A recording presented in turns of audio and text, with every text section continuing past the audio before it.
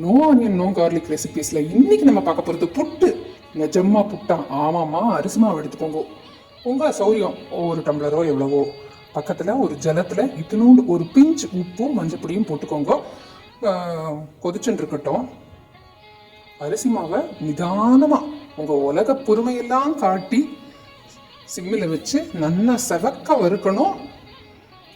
இது பண்ணணும். புட்டு நான் ரொம்ப கஷ்டம்னு நினச்சிட்டு இருந்தேன். இது என்ன நட்ட நடுவில் வெள்ளத்தை போடுறேன்னா, வெள்ளத்தில் கல் மண்ணெல்லாம் இருக்கும்ல, அதனால கொஞ்சம் போட்டு கரையை விட்டு வச்சுப்போம். மீன் டைம் நம்ம எல்லா ப்ராசஸ் எல்லாம் முடிச்சுக்கணும்னு 1/4 வெல்லம் போட்டால் நல்லா இருக்குங்கிறா.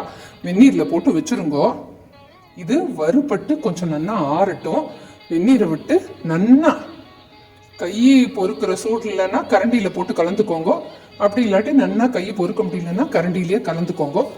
நல்லா கொஞ்சம் கொஞ்சமாக ஒவ்வொரு சொட்டா ஜலம் விட்டு கலக்கி விடணும். புட்டா, ஐயோ நான் மாட்டேன் அப்படின்னு சொல்லிட்டு இருந்தேன். ஆனா இந்த தடவை நான் பண்ணிட்டு அரண்டு போயிட்டேன். நானா பண்ணேன் அப்படின்னு சொல்லி அரண்டு போயிட்டேன். நீங்களும் ட்ரை பண்ணி பாருங்க. நிஜமாவே ஈஸியாக இருக்குன்னா சொல்ல மாட்டேன். கொஞ்சம் நொச்சு வேலை தான், கஷ்டம்தான். ஆனாலும் நம்ம கூட பண்ணிட்டோம் பாரு அப்படின்னு ஒரு திருப்தியும் சந்தோஷமும் இருக்கும். நீங்களும் ட்ரை பண்ணி பாருங்க. சரியா?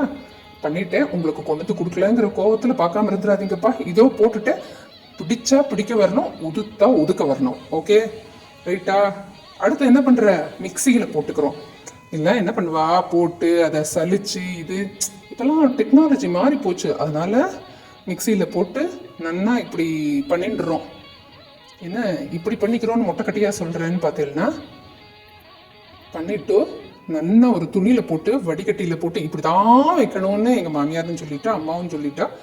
ஸோ இப்படியே வச்சிடுறேன். இதென்ன அடுப்பு எப்படி இருக்கு? அரிசி மாவு வறுத்தது இப்படி தானே இருக்கும். நிதானமாக அப்புறம் தொடச்சிட்டு நீட்டாக வச்சுக்கிறேன். சரியா? குக்கரில் வச்சுக்கோங்க. இட்லி மாதிரி கொஞ்சம் பெருசாக வைங்கோ. அதுக்கப்புறம் கொஞ்சம் சிம் பண்ணிக்கலாம். ஓகே? அப்புறம் நல்லா இட்லி வெயிட்டில் வெந்ததுக்கப்புறம் இப்படி இருக்கும். ஓகே? மருதாணி வச்சுட்டுருக்கேன், தெரியுறதா?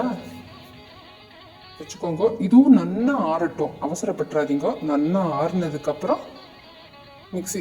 என்னம்மா எல்லாத்தையும் மிக்சியில் போடுற? உங்களுக்கு தெரியாது இதனோட சௌரியம். சூப்பராக இருக்கும், ட்ரை பண்ணி பாருங்க. இப்படி பண்ணால் இந்த யூடியூப்லாம் காட்டுறா இப்படி பண்ணோன்னே நல்லா ஆயிடுறது. ஆனால் நான் ஓட்டி விட்டு தான் எடுத்தேன். ஒரு ஸ்பூன் நெய்யும் விட்டுட்டு இப்படி பண்ணலன்னா அவ்வளோ அழகாக இருந்தது. எனக்கே பார்க்கறதுக்கு ஆச்சரியமாக இருந்தது. நானான்னு இருந்தது. அந்த கரையை விட்ட வெள்ளத்தை அடுப்பில் கொட்டிக்கோங்க. அது அடியில் கொஞ்சம் குப்பை இருந்தாலும் தங்கிடும். நல்லா கொதிக்க விட்டுக்கோங்க. பாகு வந்த மாதிரி இருக்கு.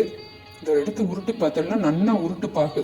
1 டம்ளர் அரிசி மாவு, 3/4 டம்ளர் வெல்லம் நல்லா கரைய விட்டு எடுத்துக்கிறேன். பாகு வச்சு அடுப்பை அணைச்சதுக்கப்புறம் அந்த மிக்சியில் போட்டு ஒரு நெய்யை விட்டு மிக்சியில் போட்டு ஊற்றிடல, அதை உளுத்து இன்னும் 2 ஸ்பூன் நெய்யை விட்டு கலரி வச்சிடுறேன். சூப்பரான புட்டு ரெடி. நீங்கள் ஏதாவது விசேஷத்துக்கு, புட்டு சாப்பிட்ற விசேஷத்துக்குன்னு காத்துட்டுருக்கணுங்கிற அவசியம் இல்லை. நீங்கள் டெய்லி டிஃபனில் கூட பண்ணலாம்.